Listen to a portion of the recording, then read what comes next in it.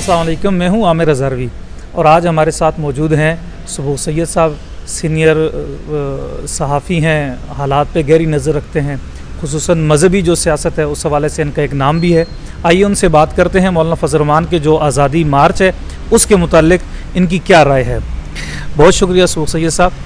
पहले तो ये बताएं कि मौलाना फजल रहमान ने जो डेडलाइन दी थी वो आज ख़त्म हो रही है, तो आपको नज़र आता है कि भाई मौलाना साहब कोई सख्त ऐलान करेंगे या कोई ऐसे मामलात की तरफ जाते हुए नज़र आ रहे हैं जहां आगे कोई अच्छा माहौल नहीं है, मजहबी जो लोग हैं उनके लिए सख्ती आएगी, क्या होगा? बहुत शुक्रिया आमिर अज़हरवी साहब। सबसे पहली बात तो ये है कि आपने कहा सीनियर सहाफ़ी, तो सहाफ़ी कभी सीनियर नहीं होता। सहाफ़ी रोज़ाना अपना काम करता है और रिपोर्टिंग करता है, हालात और वाक़यात को देखता है और रिपोर्ट करके कौम के सामने लाता है। सीनियर सहाफ़ी तब होता अगर कोई जूनियर सहाफ़ी भी होता। तो इस पूरे कुर्राए अर्ज़ पर मुझे आज तक कोई जूनियर सहाफ़ी नज़र नहीं आया। तो जब जूनियर सहाफ़ी नहीं है तो सीनियर सहाफ़ी का वजूद ही ख़त्म हो जाता है। और दूसरी बात, सारे सीनियर हैं? नहीं, सारे सहाफ़ी हैं, सीनियर जूनियर कोई नहीं होता। अच्छा, उम्र ज़्यादा होने से बंदा सीनियर नहीं होता, काम की वजह से बंदा सीनियर होता है।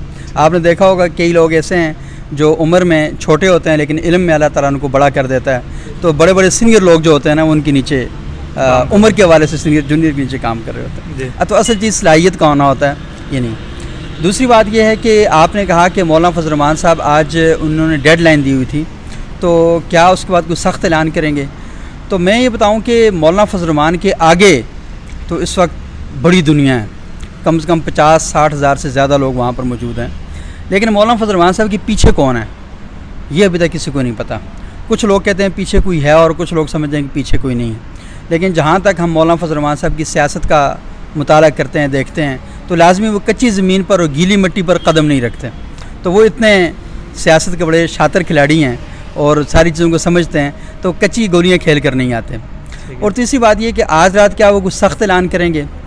तो मैं ये समझता हूँ ज़ाती तौर पर कि मौलाना फजल रहमान साहब के पास पीछे जाने के लिए अब कोई रास्ता नहीं है, क्योंकि वो जिस एक्सट्रीम लेवल पर चले गए हैं, तो उसके बाद अगर पीछे जाते हैं तो पाकिस्तान में मजहबी सियासत जो बची कुची थी वो दम तोड़ देगी। और अगर आगे जाते हैं तो कन्फ्रंटेशन, तसादम की सूरत हाल पैदा होती है। तो ना तसादम मौलाना के लिए बेहतर है और ना पीछे जाना मौलाना के लिए बेहतर है। तो अब मसला ये है कि ये सारी कंधी, ये सारा जो चारपाई है अपोजिशन की, ये मौलाना फजल रहमान साहब अकेले अपने कंधों पर नहीं उठाना चाहते। वो इस सारी चारपाई को कहते हैं कि जो 9 जमातें हैं जो इस वक्त शामिल हैं मुत्तहिदा अपोजिशन में, ये सारे उठाएँ। लेकिन सूरत हाल ये है कि पीपल्स पार्टी मौलाना को टाटा बाय बाय करके चली गई है।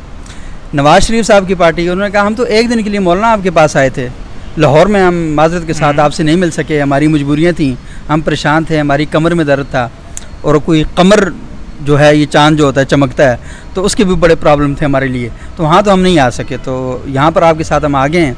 तो बड़ा अच्छा माहौल गुजरा, आपने बड़ा ज़बरदस्त जलसा किया। अच्छा, तो अब हमें इजाज़त दें। ये आपने जितनी सूरत हाल बयान की है तो इससे लगता है कि भाई मौलाना एक बंद गली में दाखिल हो चुके हैं। ये मौलाना हैं तो ज़हीन आदमी, लेकिन ये बंद गली में क्यों दाखिल हो गए हैं? क्या इन्होंने मशवरा नहीं किया या अपने बलबूते पे निकल के आ गए या कुछ क्या इसकी वजह क्या है? अच्छा, मुझे जो हज़ारे साहब से वजह नज़र आती है कि मौलाना फजल रहमान साहब सियासी शख्सियत है और आपको पता है कि MRD की मूवमेंट है, 97 में मौलाना फजल रहमान साहब ने एक मूवमेंट चलाई थी। तो उन सारी मूवमेंट्स के अंदर मौलाना फजल रहमान को ख़ुद अपनी पार्टी के अंदर एक बहुत बड़ी सियासी जो पॉलिटिकल कैपिटल है ना, सियासी सरमाया, उनकी पार्टी के अंदर मौजूद था और उनको उसकी सपोर्ट हासिल थी। लेकिन मैं 2019 के धरने में देखता हूँ तो मौलाना फजल रहमान साहब के साथ वो सियासी कुमक जो उनकी अपनी पार्टी के अंदर है, जो उनका अपना सियासी एहसास है, वो उनके साथ नज़र नहीं आता। मसलन मौलाना शरानी साहब सियासत में एक बड़ा नाम है, वो मौलाना के साथ इस वक्त नज़र नहीं आते। मुफ्ती किफ़ायतुल्लाह साहब नज़र नहीं आते, हाफ़िज़ अहमदुल्लाह साहब नज़र नहीं आते, हाफ़िज़ हुसैन अहमद साहब नज़र नहीं आते, मौलाना गुल नसीब नज़र नहीं आते। तो ये जो सियासी शख्सियात हैं मौलाना फजल रहमान के इर्द गिर्द वो नज़र नहीं आती, बल्कि उनकी जगह हमें नौजवान लोग जो हैं वो ज़्यादा नज़र आते हैं। वो नौजवान लोग बड़े अच्छे हैं, बड़े एक्टिव हैं, या वो लोग जो मौलाना की हाँ में हाँ मिलाते हैं, ये भी आप कह सकते हैं। लेकिन ये नहीं, देखें सियासत में यही होता है। अब मैं अगर आपको अच्छा कहूँगा तो आपको बहुत अच्छा लगेगा, अगर मैं आपको बुरा कहूँगा और आपको पता भी होगा कि ये बुराई आप में मौजूद है लेकिन आपको अच्छा नहीं लगेगा। तो मसला ये होता है कि आप बाज़ औक़ात इस लेवल पे चले जाते हैं कि जहाँ पर आपको तनकीद अच्छी नहीं लगती। जब आपको रहबर मिल्लत इस्लामिया कहा जाता हो, जब आपको पाकिस्तानी सियासत के क़यादत और इमामत और सियादत सौंपी जा रही हो, तो ऐसे मौके पर कोई मुझ जैसा छोटा आदमी तनकीद करता है तो बुरा तो लगता है। तो शायद मौलाना साहब भी मिजाज के उसमें चले गए हों कि वहाँ पर उनको बुरा लग रहा हो। यानी उनके इर्द गिर्द के जो लोग थे, आप बता रहे थे। अच्छा, इर्द गिर्द के लोगों के इंतखाब कोई बाहर से नहीं करता, ये आप खुद ही कर रहे होते हैं। तो मसला ये है कि मौलाना फजल रहमान साहब इस वक्त अगर मैं समझूं कि एक ऐसी पोजीशन ले रहे हैं कि जो अनकम्प्रोमाइजेबल है, जहाँ पर कोई कंप्रोमाइज़ नहीं हो पा रहा, तो उसकी शायद एक वजह यह है कि मौलाना साहब के इर्द गिर्द जो वो सियासी कैपिटल था वो इस वक्त नहीं है, और नो आजमूदा लोग जो हैं वो हैं। मौलाना अब्दुल गफूर हैदरी साहब बहुत अच्छे आदमी हैं, बहुत ज़बरदस्त आदमी हैं, लेकिन मसला यह है कि वो कोई अट्रैक्शन नहीं रखते, ना अपनी पार्टी के अंदर अट्रैक्शन रखते हैं, ना जमीयत उलमा इस्लाम के कारकुनों के लिए कोई अट्रैक्शन रखते हैं। मौलाना फजल रहमान साहब की ज़ात जो है वो जमीयत उलमा इस्लाम के लोगों के लिए एक बड़ा कैपिटल है, एक बड़ा असासा है। लोग मौलाना से बड़ी मोहब्बत भी करते हैं, JUI के लोग, और मौलाना की आवाज़ पे लब्बैक भी कहते हैं। लेकिन मसला यह है कि मौलाना अपनी आवाज़ को एक शौरी आवाज़ में कैसे बदल सकते हैं, और एक ऐसी आवाज़ में कैसे बदल सकते हैं कि उनकी जमात के जो लोग हैं वो कन्विंस होकर उनके साथ हैं, मजहबी अक़ीदत की वजह से नहीं, एक सियासी अप्रोच के साथ उनके साथ आएँ। तो ये एक बहुत बड़ा अलमिया, और मौलाना साहब इस अलमिये को शायद अभी समझ रहे हों या अभी जान रहे हों कि हाँ इस वक्त उनके स्टेज के ऊपर वो लोग क्यों नहीं हैं जो जमीयत उलमा इस्लाम का फेस हैं, जमीयत उलमा इस्लाम का चेहरा हैं। तो ये जो मुझे लग रहा है कि बंद गली में जो आपने बात की ना, तो बंद गली में जाने की एक वजह मुझे ये लग रही है। जो लोग नहीं, अच्छा, इसका हल क्या निकलेगा कि भाई मौलाना फजल रहमान टकराव से भी बच जाएं, हुकूमत के लिए भी मसाइल ना हो। इस वक्त ज़ाहिर है मुल्क की जो सूरत हाल है, पहले भी एक टकराव की होती रही मजहबी हवाले से हुकूमत के साथ, तो अब क्या हो सकता है, इसका हल क्या है कि क्या होना चाहिए, हुकूमत भी बच जाए और ये भी बच जाए टकराव? उसमें देखें हज़ारवी साहब, एक बात बड़ी अहम है, और वो बात ये है कि आप ये समझते हैं कि इस वक्त हुकूमत भी वही लबो लहजा इख्तियार कर रही है जो अपोजिशन का लबो लहजा है। अपोजिशन का लहजा हमेशा तल्ख होता है, सख्त होता है, क्योंकि वो मुतालबात कर रही होती है, उसके इख्तियार में कुछ नहीं होता। लेकिन हुकूमत की जानिब से जब ये लहजा आता है तो बड़ी अजीब व गरीब सी सूरत हाल बन जाती है। तो इस वक्त अपोजिशन भी तसादम पर तुली हुई है और हुकूमत भी तसादम पर तुली हुई है। जब ये दोनों बाहम मुतसादम होंगे तो नुकसान किसका होगा? पाकिस्तान के गरीब अवाम का नुकसान होगा, जिनके घरों में ऑलरेडी चूल्हे नहीं जल रहे, जो ऑलरेडी गुर्बत की चक्की में पिस रहे हैं, तो उन लोगों का नुकसान होगा। और मसला ये है कि ना तो मौलाना फजल रहमान के घर का खाना बंद होता है, ना इमरान खान के घर का खाना बंद होता है, और ना ही आर्मी चीफ का और चीफ जस्टिस का खाना बंद होता है, ना ही इनकी सड़कें बंद होती हैं। सड़कें बाज़ार बंद होते हैं, मेरे और आपके लिए बंद होते हैं। तो इसलिए इनको कोई टेंशन नहीं होती कि पाकिस्तान में लोग किसी टेंशन का शिकार हैं। तो ये तो इनका कोई बिल्कुल नहीं। सच्ची बात बताऊँ, इस महंगाई का ना शहबाज शरीफ पर असर होता है, ना नवाज शरीफ पर असर होता है। इनको पता भी नहीं है कि मार्केट में दाल किस भाव मिल रही है और चीनी का रेट क्या है। इनको ये भी नहीं पता कि गरीब आदमी अपनी सांसें कैसे ले रहा है और सांसों की तरतीब कैसे बनाता है। ये तो उनका कोई काम नहीं है। लेकिन मसला ये देखें, अभी ये कह रहे हैं कि हम 20 नवंबर को पूरे मुल्क में सड़कें बंद करने जा रहे हैं। क्या आप आर्मी चीफ की सड़क बंद कर सकते हैं? क्या आप सदर पाकिस्तान की सड़क बंद कर सकते हैं? ये सड़क गरीब आदमी की बंद करना चाहते हैं। ये गरीब आदमी जो पिटा हुआ है उसको मजीद शारक पे ना ये खंजर चलाने के लिए सारा कुछ कर रहे हैं। लेकिन आप सियासत कर रहे हैं, तो आपको सियासत करनी है तो आप पार्लियामान के अंदअंदर जाएँ ना। आपके 165 अरकान हैं, आप उनसे कहें कि या वहाँ से इस्तीफे दे के बाहर आ जाएं, या पार्लियामेंट के अंदर बैठ जाएं, वहाँ जाके धरना दें। मुझे बताएं कि 165 लोग अगर कौमी असम्बली के अंदर बैठ के धरना देते हैं, ये वर्ल्ड न्यूज़ बनेगी, ये बड़ी खबर बनेगी। और आपसे कहें कि हम यहाँ पर भूख हड़ताल करेंगे अरकान कौमी असम्बली, इसका जितना प्रेशर बनेगा आप सोच भी नहीं सकते। ये जो प्रेशर बना रहे हैं ये असल में मुझे और आपको, हम लोगों को ये तैयार कर रहे हैं कि हम बलवा करें, हम एहतजाज करें, हम शोर करें, हम मजबूरन इनकी लाइन को इख्तियार करें, उनके साथ मिल जाएं और पाकिस्तान में तसादम की सूरत पैदा करें।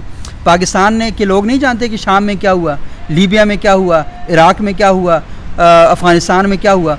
आप हमें उस तरफ लेके जाना चाह रहे हैं। यहाँ पे भाई आप पाकिस्तानियों को कुछ, आपको हम वोट देकर भेजते हैं और वोट देकर पार्लियामान में भेजते हैं। आप पार्लियामान में जाएँ, वहाँ जाके मसले का हल करें। आप इन हाउस तब्दीली भी ला सकते हैं, वहाँ पर आप जाकर करें।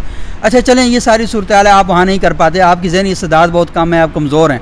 आप कम से कम इस वक्त सदर पाकिस्तान का ये मनसब इस बात का हकदार नहीं है कि वो देख रहा है कि पाकिस्तान में ये सूरत हाल है। वो पाकिस्तान के तमाम स्टेक होल्डर्स को बुलाए, वो गैर मुतनाज़ा ओहदा होता है रियासत का, वो सबको बुलाए और बुलाकर बिठाए और उनसे कहे कि यार मुल्क की ये सूरत हाल है, आएँ बैठ के किसी मसले का हल निकालते हैं।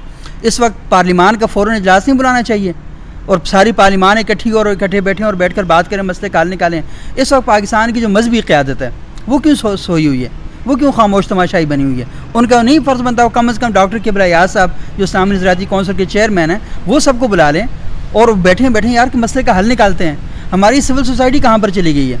खैर हमारी सिविल सोसाइटी को तो हमारी रियासत ने और हमारे सियासतदानों ने मिलजुल के कत्ल किया है उसका, कि ये सिविल सोसाइटी पाकिस्तान में कोई परवान ना चढ़ सके।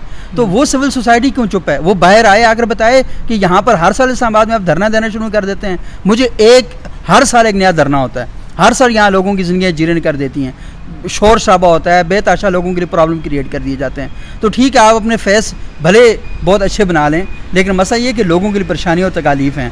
तो इस वक्त फ़र्ज़ बनता है सदर साहब का कि वो तमाम स्टेक होल्डर्स की मीटिंग बुलाएं, उन सबको इकट्ठा करें, मौलाना फजल रहमान साहब को बुलाएं, इमरान खान साहब को बुलाएं, सब लोगों को बुलाएं, पार्लिमान का मुश्तरका इजलास बुलाया जाए, सिविल सोसाइटी अपनी जानब से एक इजलास बुलाए और उनसे मुतालबा करे कि भाई आप ये ना करें, जो कुछ आप करने जा रहे हैं पाकिस्तान के लिए बहुत ख़राब सूरत क्रिएट होगी।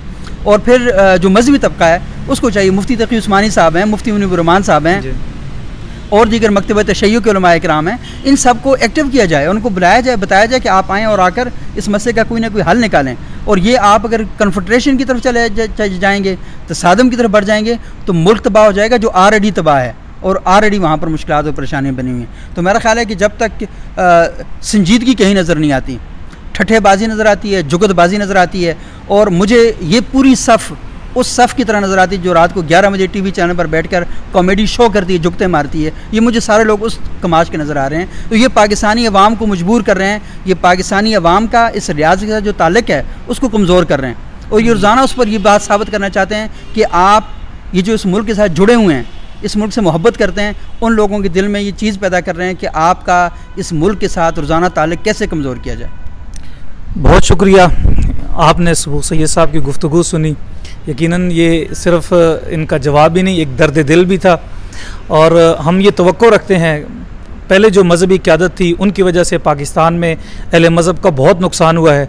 मौलाना फजल रहमान को एक संजीदा और फहमीदा सियासतदान समझा जाता है, इन्होंने नुकसान नहीं होने दिया। लेकिन अगर एक संजीदा और फहमीदा शख्स अगर वो टकराव की तरफ लेके जा रहा है तो फिर पीछे कौन बचेगा? हम किस पे एतमाद करेंगे? आमिर रज़ावी को इजाज़त दीजिए। अल्लाह हाफ़िज़।